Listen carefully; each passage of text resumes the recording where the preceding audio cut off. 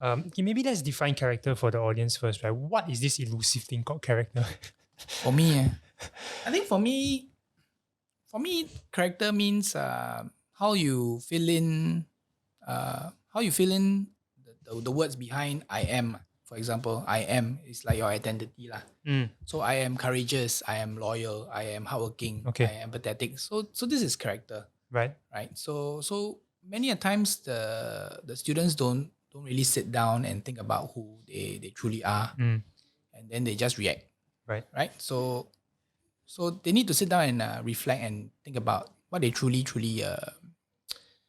rank up in Sure. their identity list lah.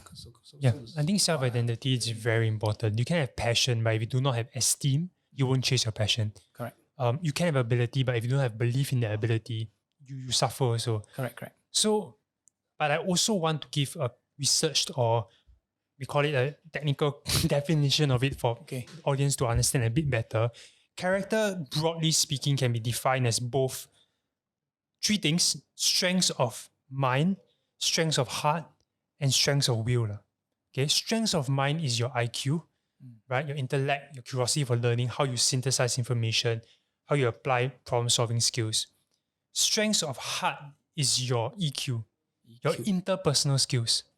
Okay. That means how you interact with other people, your communication skills, social skills, leadership. And the last aspect of it is your strengths of will. This is your intrapersonal, which means within yourself, your identity, your grit, your resilience. And so that kind of forms a tripartite, or what you call it, of character. Very interesting. Some people call the last one AQ, What's A? adversity quotient. Adversity quotient. So that's 4, is it? Now there's 3: IQ, EQ, and AQ. Okay. Interesting, Have you heard of DQ? No. What's that? Is that a joke? No, that's not a joke. That's not a joke. What is it? It's decency quotient. Oh, Yeah, it's decency quotient. So whatever you do must do for the good lah, for the good of humanity. right. So you do it for your own good, Love it. own gain. Okay. Not so much like, you must have Sure. decent. You must Sure, that do global mindedness and civic must do mindedness. good, yes. Okay. So now that we understand character a bit better, how do you, why is it important first? Why is it important? I think this quote is the two most important days of your life is the day you were born and the day you find out why, right? So we kind of need to find out who we are.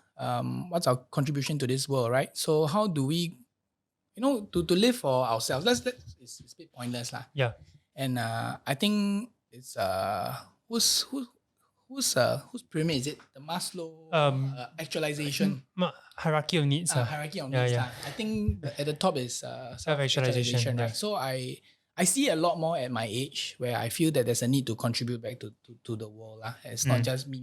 Maybe starting out, we want profits, we need to survive, we want a very lavish lifestyle, then it's just all me. But as we grow older, we realize and especially once you have kids, you realize you truly want to leave a legacy and you want to make the world a better place. Okay. So those are broad things to think about, especially for youth. I think parents listening might be thinking, but I just want my kids to do well in school, right?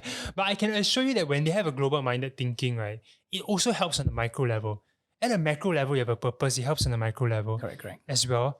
And I also want to add, right, that I always tell students, like, yes, you say study hard, get good grades, get a good job, you're set for life. I think that's partially true.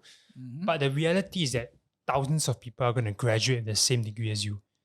There's AI going to be replacing jobs. Now there's disruption. You see COVID as well. What separates you is not just your grades.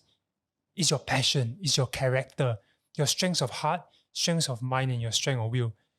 And so parents see as independent. At least some parents see as independent. It's not.